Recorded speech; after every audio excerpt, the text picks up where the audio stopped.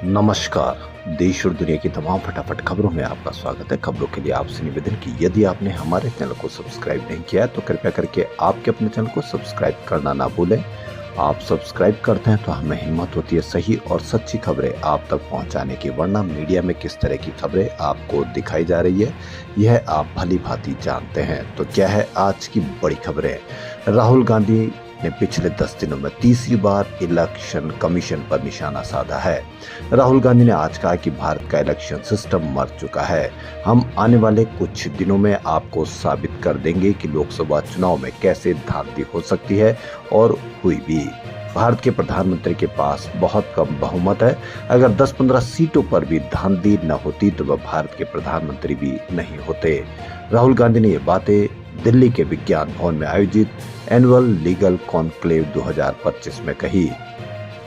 इससे पहले राहुल ने 1 अगस्त को कहा था कि चुनाव आयोग वोटों की चोरी करा रहा है। हमारे पास एटम बम है, जब फटेगा तो चुनाव आयोग बचेगा नहीं। लोकसभा में हम चुनाव जीते और फिर 4 महीने बाद हम न केवल हारे बल्कि पूरी तरह से खत्म हो गए। हमने पाया कि महाराष्ट्र में लोकसभा और विधानसभा चुनाव के बीच 1 करोड़ नए मतदाता जुड़े। इनमें से ज्यादातर वोट भाजपा को जाते हैं। संविधान की रक्षा करने वाली संस्था को मिटाकर उस पर कब्जा कर लिया गया है। हमारे पास ऐसे सबूत है जो पूरे देश को दिखा देंगे कि चुनाव आयोग जैसी संस्था का कोई अस्तित्व ही नहीं है, वह गायब हो गई है। लोकसभा में नेता प्रतिपक्ष राहुल गांधी ऑपरेशन सिंदूर और अमेरिका के टैरिफ को लेकर सरकार पर हमला भी बोल रहे हैं। इसी बीच उन्होंने एक बार फिर सरकार पर हमला बोला। राहुल ने स्पष्ट किया कि वह राजा नहीं है और नहीं बनना चाहते हैं। मैं इस कॉन्सेप्ट के खिलाफ ही हूँ। राहुल ने यह बात भीड़ की तरफ से हो रही नारेबाजी के बाद कही। राहुल गांधी वकीलों को संबोधित कर रहे थे। इस दौरान भीड़ ने नारेबाजी शुरू कर दी, जिसको लेकर राहुल ने उन्हें रोका, क्योंकि भीड़ नारे लगा रही थी, देश का राजा कैसा हो, राहुल गांधी जैसा हो।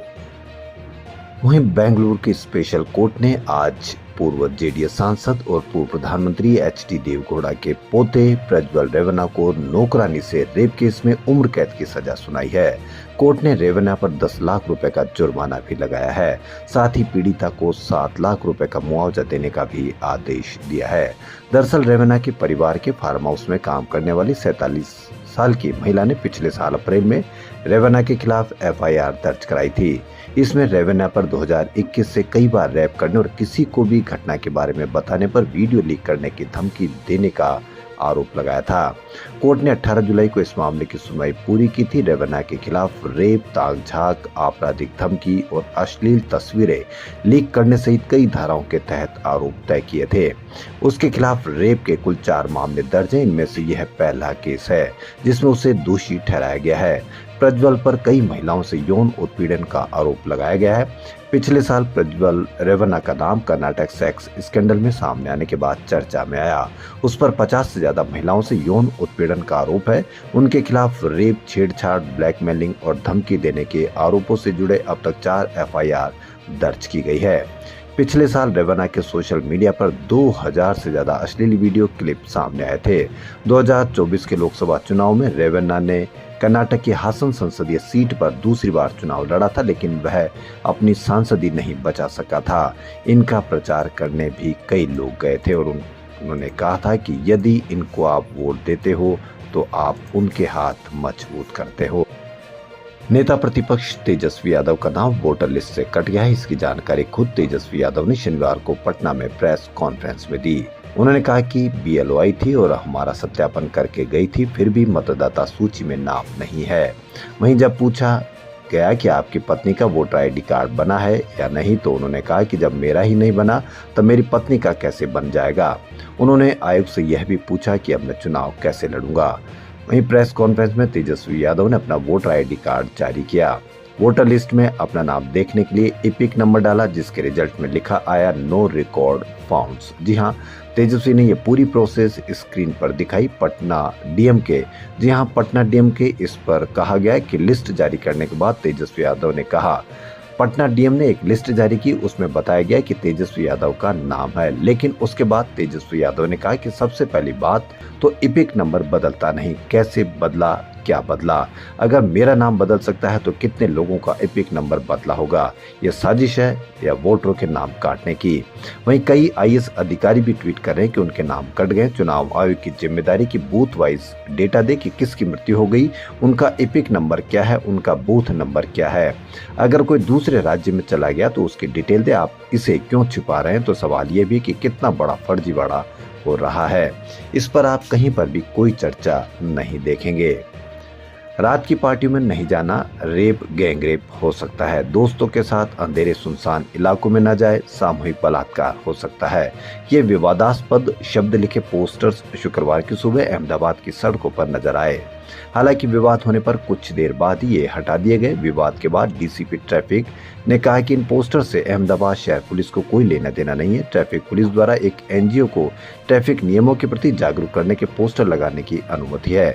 एनजीओ को सिर्फ रोड सेफ्टी के बैनर और पोस्टर लगाने की स्वीकृति थी, लेकिन महिला सुरक्षा को लेकर ऐसे पोस्टर्स लगाया जाना पूरी तरह से गलत है।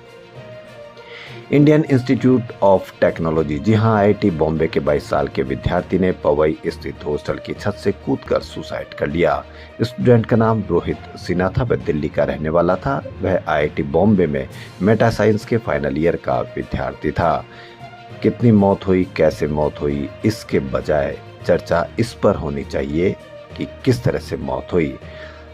पूरे देश में किस तरह से चर्चाएं की जा रही है, यह अगर आपको लगता है तो आप आज शाम का ही मेन स्ट्रीम मीडिया देखिए कि क्या उन पर इस तरह की होने वाली मौतों की कहीं कोई चर्चा है या कहीं कोई इस प्रकार की बात की जा रही है कि यह इस तरह से मौत क्यों की जा रही है। एक समय था जब इस प्रकार की चर्चा की जाती थी, लेकिन कुछ समय से बिल्कुल मुद्दे चेंज हो गए हैं।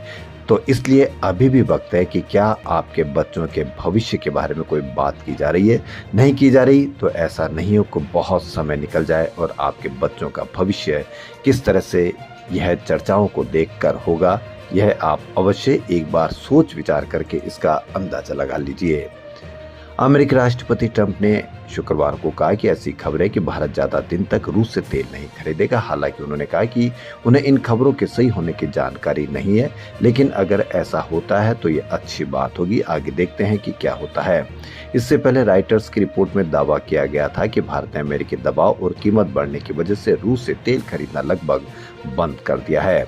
इसके बाद शुक्रवार शाम भारतीय विदेश मंत्रालय ने प्रेस कॉन्फ्रेंस की। हालांकि इसमें यह स्पष्ट नहीं किया गया कि इस दावे में कितनी सच्चाई है। वहीं बांग्लादेश के मुख्य सलाहकार मोहम्मद यूनुस ने कहा कि अमेरिका के साथ ट्रेड डील करने में भारत फेल हुआ है। उन्होंने कहा कि समझौता न होने की वजह से भारत को 25% टैरिफ देना पड़ेगा, जो बांग्लादेश के मुकाबले ज्यादा है। अमेरिका ने बांग्लादेश पर 20% टैरिफ लगाया। इससे पहले अप्रैल में अमेरिका ने बांग्लादेश पर 37% टैरिफ लगाया था। यानी कि बांग्लादेश 4 महीने में अमेरिका से 17% टैरिफ कम कराने में कामयाब रहा। यूनुस ने इसका श्रेय अपने टैरिफ को लेकर अमेरिका से बातचीत करने वाले अधिकारियों को दिया। उन्होंने इसे फायदा होना बताया कि कपड़ा व्यापार को फायदा होगा। प्रधानमंत्री नरेंद्र मोदी ने आज काशी में कहा कि मैंने बेटियों के सिंदूर का बदला लेने के लिए जो वचन दिया था वो पूरा हो गया। ये महादेव के आशीर्वाद से ही पूरा हुआ। मैं ऑपरेशन सिंदूर की सफलता को उनके चरणों में समर्पित करता हूँ। अगर पाकिस्तान ने फिर कोई पाप किया तो हमारी मिसाइलें आतंकियों को तबाह कर देगी। उन्होंने कहा कि भारत पर वार करने वाला दुश्मन पाताल में भी नहीं बचेगा। तो देश और दुनिया की तमाम फटाफट खबरों में फिलहाल इतना ही। यदि आपको हमारा चैनल पसंद आए तो लाइक, सब्सक्राइब और शेयर अवश्य करें। धन्यवाद।